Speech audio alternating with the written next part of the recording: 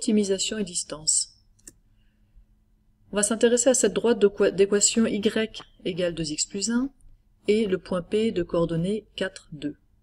On va prendre un point M quelque part sur la droite, il pourra bouger, et justement on voudrait savoir où le placer pour que la longueur entre P et M soit la plus petite possible. On veut une longueur minimale, donc qu'est-ce qu'on va commencer par faire?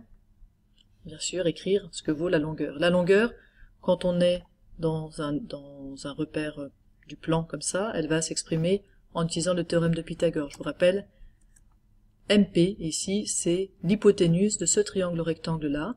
Et on va voir ici pour H, la hauteur, la différence des ordonnées entre M et P, et pour L, la différence entre les abscisses de M et P. P, on a ses coordonnées, c'est 4, 2. M, on a, donc D, ce sera la racine de L au carré plus H au carré par le théorème de Pythagore. M, ses coordonnées, c'est X, un certain X, ça peut être, ici on a 2,5, mais on pourrait être à 1,5, à 5, etc. Et puis Y, on n'a pas le choix, pour que M soit sur la droite, il faut absolument que Y soit égal à 2x plus 1.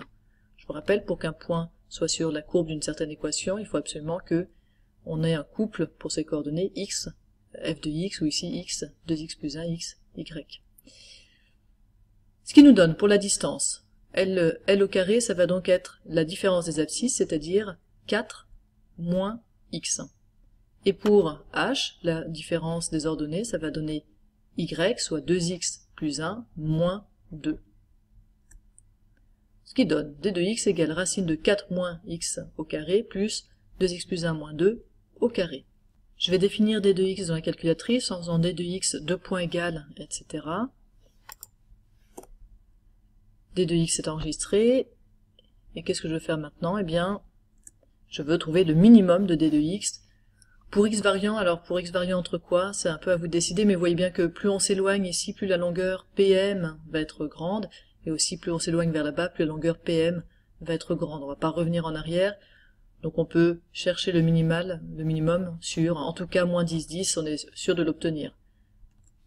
Je fais donc f min de d de x pour x variant entre moins 10 et 10, et j'obtiens 6,5, ou en valeur approchée 1,2. Dans ce cas-là, la distance vaut, je peux faire d de x, sachant que x vaut 1,2, et j'obtiens 3,13.